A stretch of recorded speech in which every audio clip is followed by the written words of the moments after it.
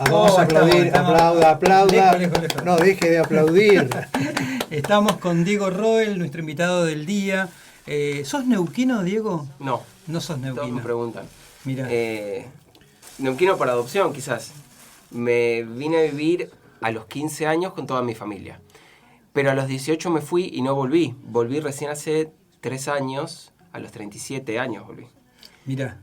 Entonces viví 3 años y 3 años ahora. O sea, 6, pero no, soy de Temperley. Te preguntaba esto porque en la nota de Pablo Montanaro, que es una hermosa nota la que te hizo, Pablito, te presenta como poeta neuquino, que claro. por ahí es un sentimiento la neuquinidad, ¿no?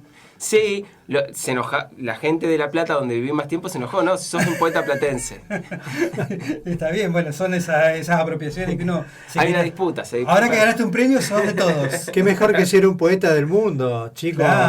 Claro. Mejor ser que sea un poeta del mundo, nuestro querido invitado, porque... Y viví en Mendoza, y en Mendoza pasaba lo mismo, viví 2 años, y pensaban que era de allá. Todos quieren el premio. Sí, todos quieren que Gardel sea argentino. También. Che, escúchame, yo te ubico porque te vi en Perdón, un par... discúlpeme, yo al señor no lo conozco. No, por eso yo iba a hacer como una pequeña presentación. Yo lo ubico desde el ambiente artístico porque te vi algunas noches compartiendo música y poesía con Mati Pérez, que es una persona muy admirada, que ustedes dos son muy amigos, y que él te invitaba, y me volaron en la cabeza una noche en Arpillera, recuerdo. ¿Fue en Arpillera? En Arpillera y después en el Zaguán en Plotier.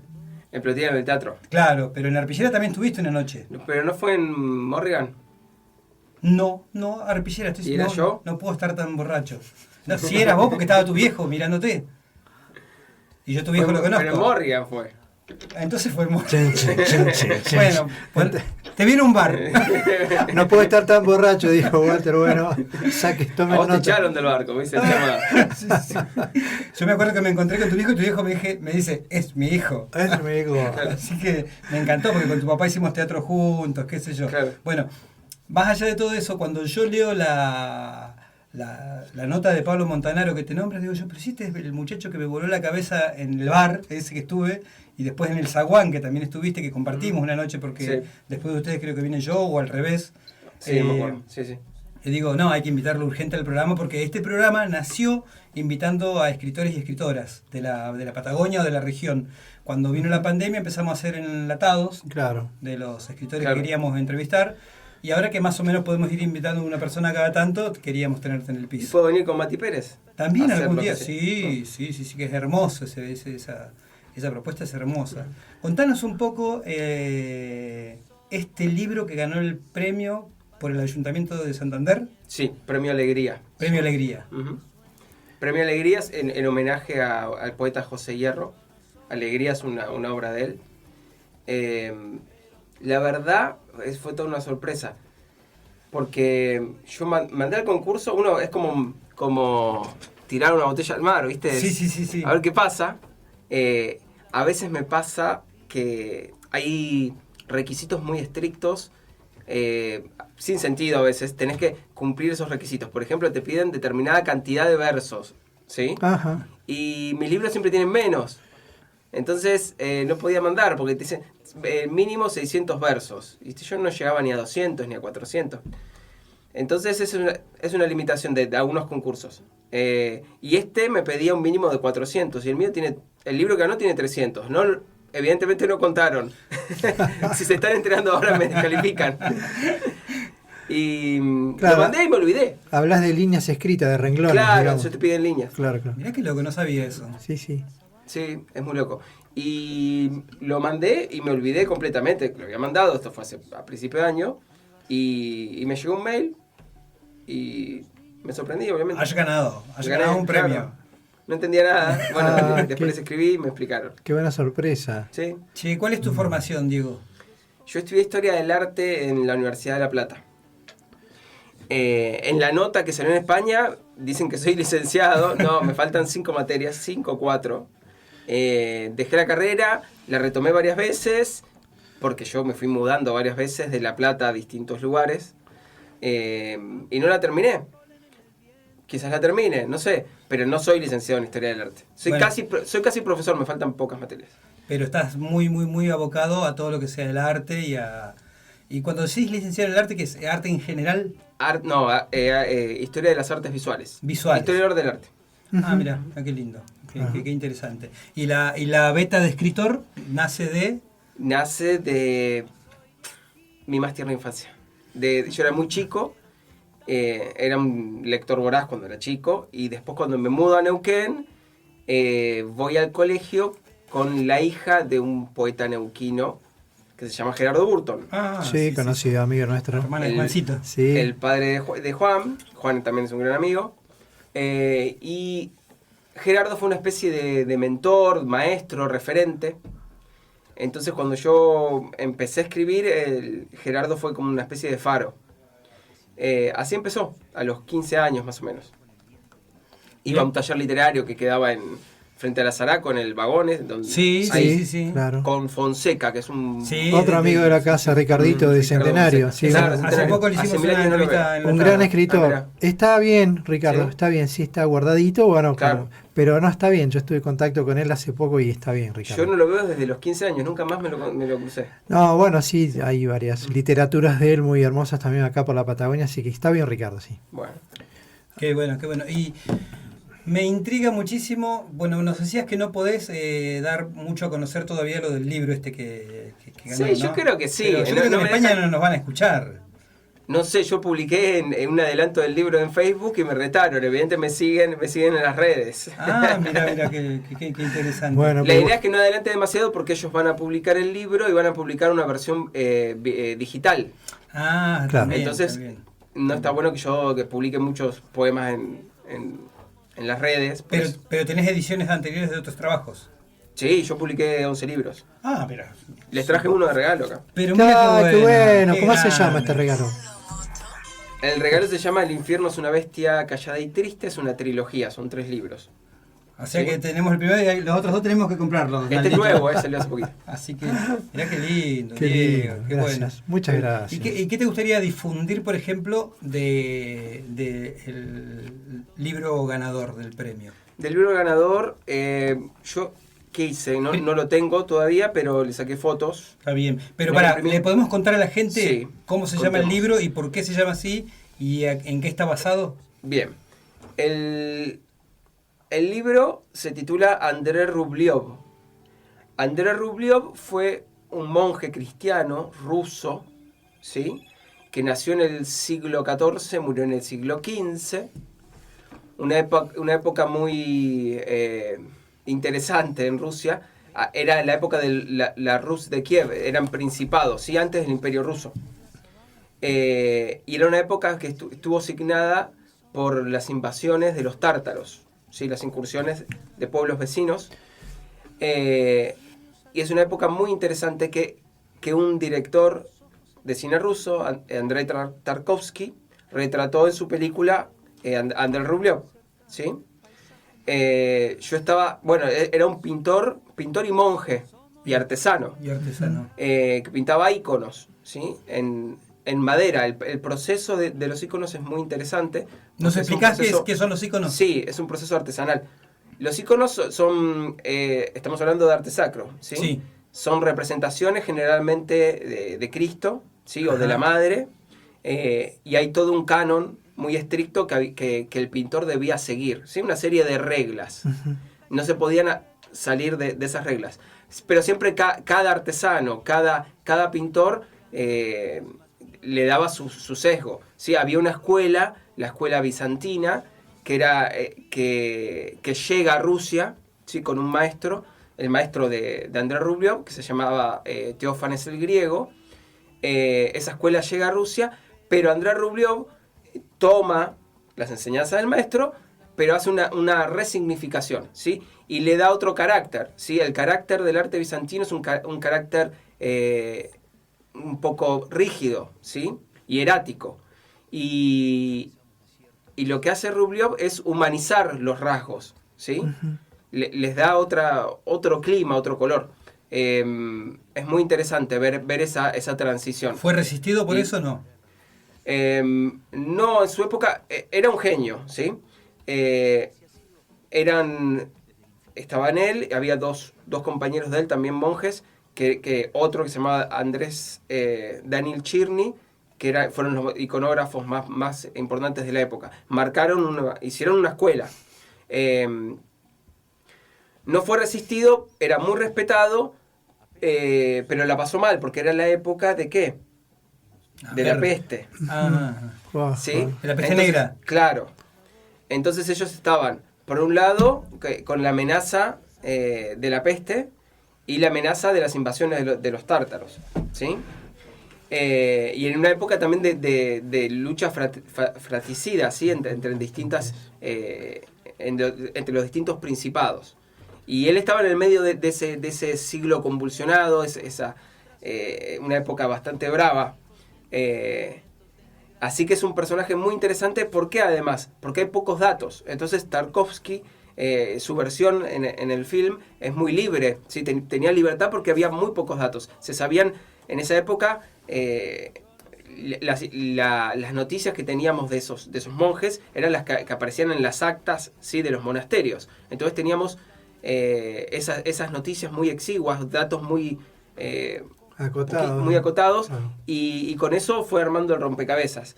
Se sabe la fecha de muerte, pero la fecha de nacimiento no se sabe exactamente. Bueno, es una figura casi legendaria. ¿Y muere víctima de algo? De la peste. De la peste, mirá. Muere en la peste. ¿Es una película que se encuentre fácilmente como para que uno... Sí, está en YouTube. Ajá. Hay una versión en HD que está muy buena, hay que buscarla bien. Dura 3 horas. Sí. Sí, es brava. Hay que estar es una película interesante, pero bueno, son 3 horitas y 3 horas 15. Claro, es fabulosa. No digo, en estas épocas estar 3 horas no es fácil, ¿no? Frente a frente a una película que capaz que no es tan movida, pues... Por eso digo, en esta época de todo acelerado... Y tuvo toda una historia la película, además, porque fue censurada en la Unión Soviética. Entonces, ¿de qué año data la película? 1966. 1966. Es bastante viejita, por decirlo de alguna manera. Durante el proceso de filmación tenían procesos donde ellos tenían que... El Comité Central del Partido Comunista tenía que ir autorizando el guión, iban viendo, bueno, se lo fueron cortando, porque bueno, el tipo dice ciertas cuestiones también. De una manera velada o no tan velada, sobre todo recuperar, lo van a ver ahí, si ven el film, en la figura del juglar, ¿sí? Que el juglar era un perseguido generalmente, ¿sí? Porque era el que decía la verdad del pueblo. Sí, como el bufón. Entonces el poder lo perseguía. Claro, iba cantando verdades, digamos. Exacto. Claro, sí. Claro. O sea que tenemos a Andrei Rublev, que es un iconoquista, por decirlo de alguna manera. Iconógrafo, claro. Iconógrafo, mira, así sería el término, del Imperio Ruso. Bueno, no era Imperio en ese momento. No, antes del Imperio. Antes del Imperio Ruso. Tenemos la película que después se hizo y tenemos tu libro hecho sobre la vida de este hombre. Ahora, yo me estoy preguntando, ¿cómo te metiste en ese? O sea, porque estudiarte. Claro, ese vericuet, porque es un tema difícil, digamos. Es que el resto de mi obra también aborda esos temas. Ajá. Yo ya venía por esa zona. Ajá. ¿Cómo te volcás para esos wines así? No sé. ¿No sabes? Porque cuando estudié Historia del Arte, la época que me interesaba era esa época, el 300, el 400, el Renacimiento, la Edad Media. Siempre fue por ahí. Viste que siempre hay gente más rara que uno. Sí, claro. Sí, bueno, pero la verdad es que sí, hablas de Renacimiento bueno, y si te gusta la música, eso pues digamos, también es atractivo, es muy hermoso, sí, increíble. Maravilloso. Sí. Entonces, me perdí. Claro, de la temática, ¿no? ¿Por qué te ibas para esos lados? O sea, ¿cómo te enganchás? Pero esto fue una charla con una amiga. Estuve en Tucumán.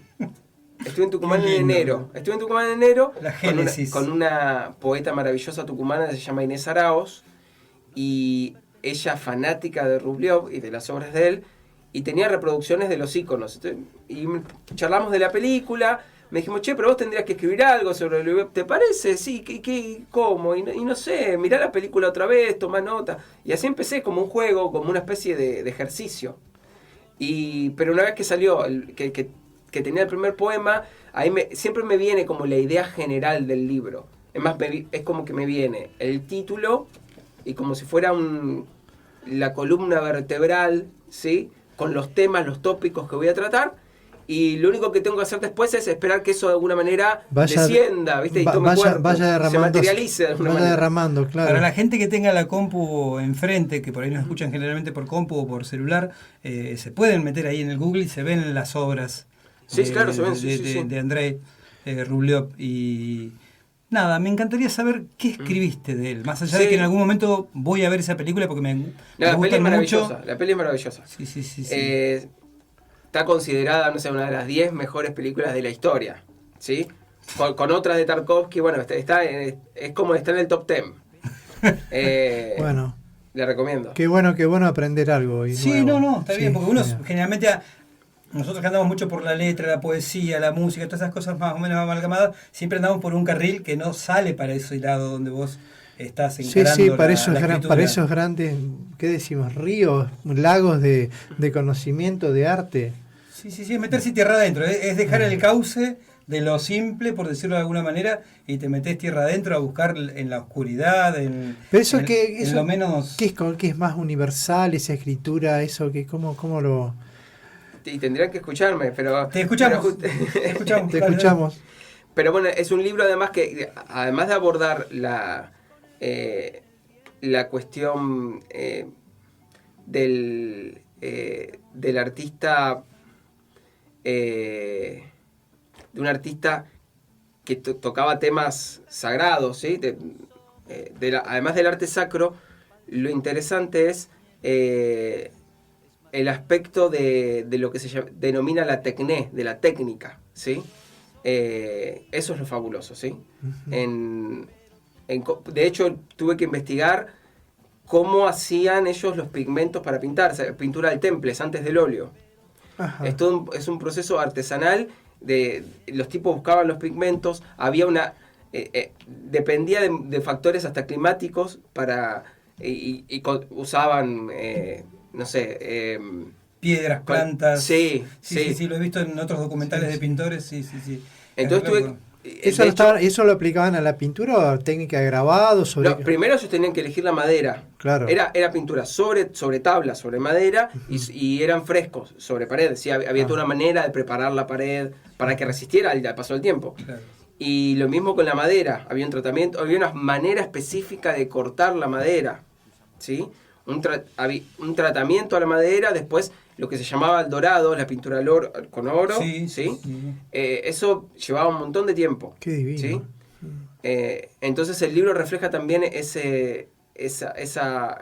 sabiduría ancestral, porque todo eso de trabajar la madera para que no se arruine es básicamente ancestral. Ya los viejos venían probando, porque vos después le echas algo líquido a la madera y se te dobla si no tiene un buen tratamiento. Así que me imagino que pasa por ahí también, ¿no? Todo un recorrido, ¿no? Ahora lo trajimos como escritor, mirá, y estamos aprendiendo un montón de cosas de arte que están tremendas. Qué zarpado. De hecho, el libro tiene que ver también con charlas que tuve con un pintor neuquino, se llama Mario Martínez. Sí. Gran profesor. Entonces yo iba a la casa de Mario y íbamos a investigar estas cuestiones de los materiales, cómo laburaban los tipos. De hecho teníamos el proyecto de hacer nosotros pintura al temple, al huevo.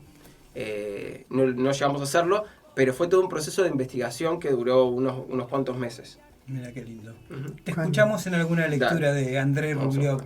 Que trajo en su cuaderno digital. Le saqué foto. Claro. Yo no podría leer la pantalla del celular. No, yo detesto esto, pero no pude imprimir. No, bueno, es todo bien. ¿Viste? Ahora es difícil, ¿viste? Claro. Qué interesante. Claro, de los mundos donde se puede abrevar, ¿no? Del mundo del conocimiento. Sí, seguramente hay un montón de gente que hace más o menos algo así como que tenga que ver con esta temática, pero acá no las conocemos. Bueno. A ver, escuchamos. Entonces, bueno, y la película es una película muy interesante porque no hay una secuencia narrativa lineal, ¿sí? Uh-huh. Empieza con un viaje en globo, ¿sí? Hay una especie de batalla o de trifulca y un tipo en una especie de globo aerostático medieval, imagínate eso. Y el tipo que se va en el globo y después el globo es derribado y cae y muere en un campo.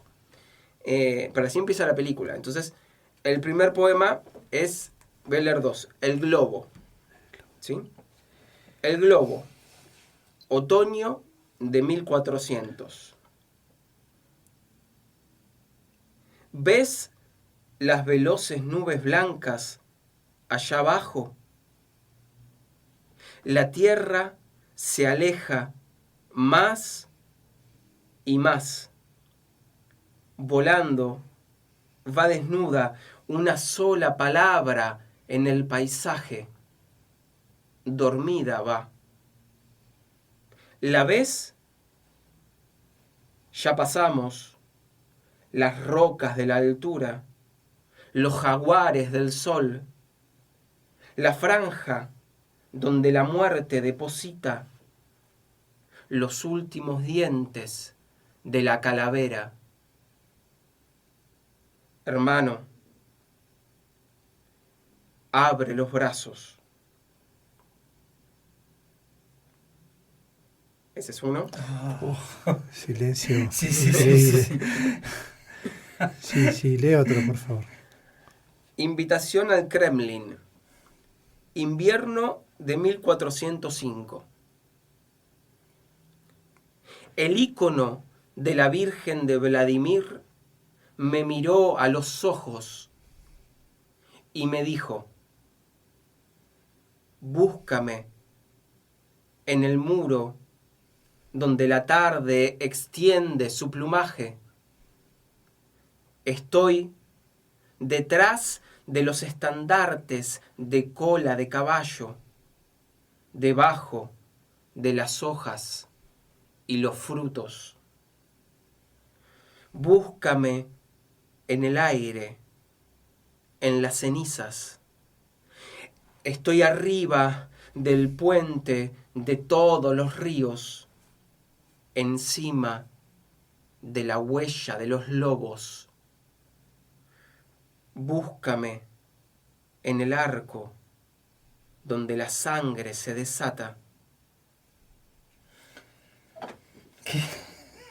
Qué hermosura. Más allá de lo lindo de la poesía, qué linda la interpretación, Diego. La verdad que es interesante. No, porque lo que te podemos ver acá diciendo esto. Hemos estado hablando con Waltercito de justamente, ¿no? de la palabra dicha, no solamente escrita, y qué importante es que respire el poema, que digamos que tenga ritmo, sí, música, sí, sin que haya música, y que te deje. A mí me dejó reflexionar un poco sobre lo que iba hablando. Claro. Sobre todo en el primer poema, realmente me llené de imágenes inmediatamente. Y también tiene que ver con la velocidad que le dio a la lectura, ¿no? Sí, eso es un ejercicio. Bueno, cuando trabajaba con Mati Pérez, buscábamos justamente eso. Justamente eso. Sí, te iba a preguntar si tenías alguna formación con respecto a la interpretación de tus poemas. No, la práctica. La práctica. Sí. Y la autocrítica y que los amigos te digan. Claro, el trabajo con Mati se sirvió bastante. Mati está abriendo mundos, siempre está abriendo abre mundos. Sí. No, pero qué importante lo que decís, porque en lo personal siempre tuve una una observación respecto a los autores que leían sus obras. Uh-huh. Y la mayoría de las veces me quedaba insatisfecho porque no podía, no me gustaba. Es decir, un poema que de pronto yo intuía que era hermoso, no sé, para mí, y que de pronto en la lectura era un desastre. Claro, sí, eso pasa. Y pensaba, pero justamente si lo estás leyendo para que alguien lo escuche, tío. Claro, yo creo que tiene que haber un equilibrio en el énfasis. Hay otros que se pasan de roja. Sí, ¿no? también. Tampoco es teatro, tiene que haber un equilibrio, me parece. Ahí vamos, claro, porque si vos decís la palabra morder, no es lo mismo que la palabra nube. Digo, claro. ¿No? Sí, es re interesante esto, la verdad que a mí me encanta y bueno, ya te había visto decir tus poesías, tus poemas, tus escritos y sabía que no me iba a llevar una sorpresa, pero siempre me sorprende, que está buenísimo eso. ¿Nos contás algo del infierno? ¿Es una bestia callada y triste? Sí, es un libro nuevito, llegó hace un mes acá en Neuquén y con todo este asunto casi no lo difundí, no lo tiene casi nadie. Son los primeros, quizás. Qué grande, Especie en Viaje, vamos. Es una trilogía, son 3 libros que yo publiqué hace mucho, bueno, no hace tanto, por separado. Y siempre lo concebí esa serie de libros como una trilogía. Están emparentados. El estaban agotados los 3, entonces yo dije, bueno, los edito juntos. Y son Acá están los 3 juntos. Ahí están los 3 juntos. Ah, bien, tenemos la colección completa. Bien. Ahí tenés, dice Jonás, Kyrios y Vialucis o Vialukis. Comparten, a ver, el espíritu, ¿sí? Dice Jonás, en Dice Jonás lo que hago es asumir la voz del profeta. El profeta Jonás, ¿recuerdan? Sí. Devorado por la ballena. Bueno. Cuento la historia de Jonás, o sea, yo uso esa máscara literaria para hablar como el profeta. Después, el segundo libro de la trilogía es Vialukis, que es sobre una mística alemana del siglo XI, mística y compositora, una gran música, que se llamó Hildegard von Bingen. Recomiendo que la busquen, les va a encantar. Es maravilloso lo que hace. Hay que anotar. Porque, sí, estoy mirando que no tengo en cuenta. porque bueno, después encontraron las partituras y se hace la música de ella. Montserrat Figueras, ¿la ubican? La cantante lírica que cantó con Freddie Mercury, que murió. Cavalier. Bueno, Sí. una genia absoluta. Sí. Interpretó algunas cosas de esta mujer, Ajá. de Hildegard von Bingen. Era una especie de... Era multifacética. No quiero usar un símil que no sea apropiado. Una especie de Leonardo da Vinci de la época. ¿Sí? Ajá. Ni más ni menos. Una mujer muy interesante era porque desafió el poder de la iglesia de la época, porque ella predicaba, la dejaban predicar, ¿sí? El Papa la autorizó. Mirá. Se carteaba con los reyes de la época, ¿sí? Barbarroja, era amiga del Papa. Disculpa, ¿de qué año estamos hablando? Siglo XI. 11. Uh-huh. Hace 1000 años. Hace 1000 años. Y la mujer se revela, en esa época los conventos femeninos estaban adosados al convento principal masculino y dependían de la autoridad del abad. Y ella fue la primera mujer que dice, yo me voy con mis monjas, y fundó su propio monasterio. ¿Sí? Y la quisieron matar, bueno, le pasó de todo. Claro. Pero era una genia y tenía visiones. Entonces, lo que yo hago es rehacer sus visiones. Hablo como si fuera ella. ¿Sí? Qué musa hermosa, ¿no? Y además, lindo, por Dios. hablar como mujer fue como una cosa media loca. Además fue hasta hace unos años. Por ahí ahora no sería tan raro, ¿sí? O sea, Claro. hay ciertas temáticas que se ponen en boga también. Sí, también. Esto fue en 2012 más o menos. Y el tercer libro de la trilogía es Kyrios. Y ahí redoblo la apuesta, porque ahí las voces... son voces que se multiplican. Ya no hablo como el profeta ni como la vidente, sino que hablo como los padres y madres del desierto. Los padres y madres del desierto eran monjes eremitas anacoretas que se retiraban del mundo en el siglo IV, ¿sí? Después de Cristo. Cuando cesan las persecuciones a los cristianos, ¿sí? Cuando el Imperio Romano los deja de perseguir, el cristianismo pasa a ser la religión oficial del Imperio Romano, ¿sí? Claro. Entonces hay un proceso de secularización. Cuando se oficializa la religión cristiana y se organiza la jerarquía eclesiástica y todo lo demás, hay una especie de reacción por un grupo de cristianos que ven amenazada la esencia del cristianismo, ¿sí? En ese proceso. Uh-huh. Claro, Entonces se retiran al desierto, se van a vivir al desierto, en penitencia. Se los conoce como los padres del desierto, padres y madres, eran hombres y mujeres. Anacoretas. Sí. Claro. Y entonces lo que hago, yo investigué mucho, y lo que hago es retomo esas voces y utilizo esas máscaras también. Tremendo, Qué lindo, tremendo. qué tremendo. Tremendo ese parlante. ¿Quién lo lee primero, Donaldo? Parlantes de hace 1000 años atrás. Y bueno, y tiene un estudio de Gerardo Burton que ayuda a ubicar un poco al lector, ¿sí? Claro, y sí, fundamental. Porque esto que vos estás diciendo ahora, agarrás el libro, Claro, sin y ya saber tenés y- ese contexto que realmente es una maravilla. Usted léalo, Waltercito, después lo Lo voy a leo. leer y voy a, Sí, va a y ser. se lo voy a prestar. Gracias. Tenemos algo en común, un libro de Diego. Mirá vos, ¿no? de nuestro primer regalo de este matrimonio, digamos, Sí. ¿no? Nuestro matrimonio radial. No, sí, ya no Che, para nada. Diego, la verdad que, bueno, súper agradecido. Da para hablar largo ¡Qué y tendido. cortito! Casi media hora. Pero qué cortito. Casi media hora. Ya tenemos que ir al último bloque, que es el de la música. 27 minutos con Diego. Mira, da para que en otro momento te volvamos a invitar, por ahí Sí, cuando claro. el libro ya esté editado. El de España, claro, el año que viene. Bueno, sí, el año que viene ya es Sí, inminente. La verdad que ¿viste? ya habíamos charlado y habíamos hecho nuestros pedidos, nuestros mangazos también a los poetas y a los escritores de que elijan un cuento, Sí, también se lo podemos pedir a que Diego. nos graben un cuento de su elección y que nos manden para poder disfrutarlo acá con toda nuestra Hay un audiencia. bloque en la radio que se llama Contalo como quieras. Que le ¿Puede ser pedimos- un poema también? preferimos cuento cuento? porque después va a haber Sí. uno de poemas. Pero Bien. si tenés algún cuento tuyo o de alguien que te guste, que Yo no escribo narrativas, yo escribo poesía. Ajá. Sí, pero sí puedo encontrar. Podés elegir, claro, Podés algo de elegir tu... entre 6 y 7 minutos que dure el cuento leído, Sí. lo que sería un cuento corto, ¿no? Claro, porque es la estructura que tenemos también que nos ayuda al programa. El problema es que grabar mi celular es que se la banque para un audio tan alto, o en parte. O en parte, después lo editan. Sí. ya tenés mi celu, me lo mandás por Sí, parte y lo editamos. claro, Así claro. que Sí. te agradeceríamos si colaborás con eso. Sí, Más sí, allá sí. de haber venido acá, te comprometemos a que cuando el libro ya esté editado el año que viene, ya vengas a presentarlo formalmente, que nos cuentes un poco más sobre André.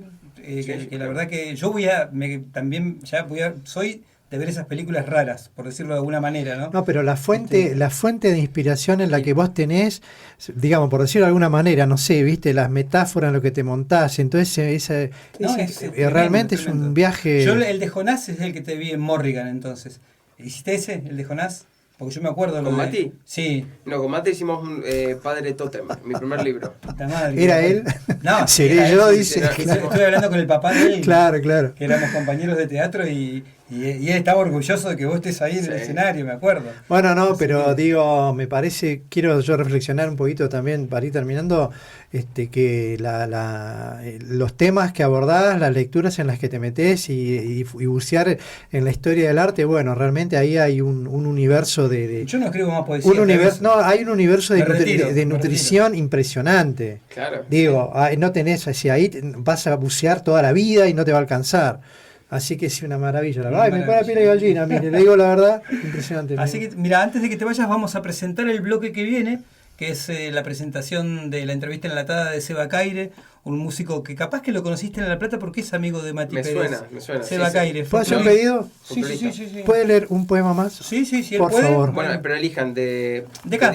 Sí, pero de la mística. No, de la ballena, ¿cómo es? ¿De Jonás? Jonás. De Jonás. Yo estaba ¿Seguro? estaba seguro que habías leído de Jonás, pero si me decís Totem, fue Totem.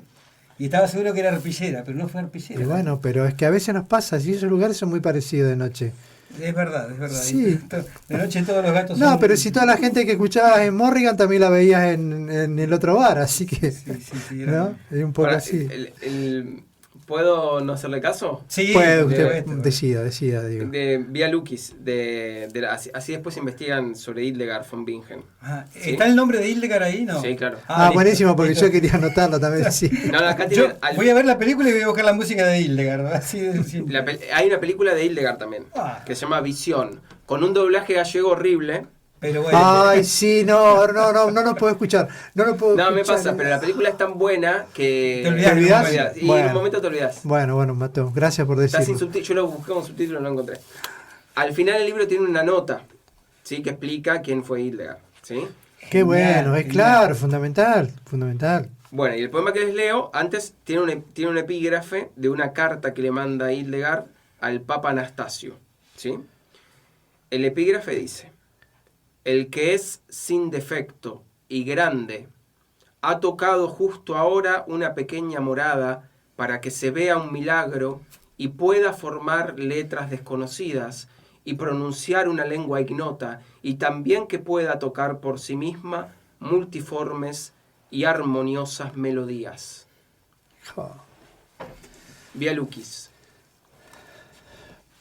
El que es sin defecto y grande me habló a mí, que soy pequeña y triste, para que pueda formar en mi mente letras desconocidas, para que de mi boca salga un verbo nuevo, una expresión más leve, una palabra que atraviese los mares y las islas, que resuene en los últimos términos de la tierra.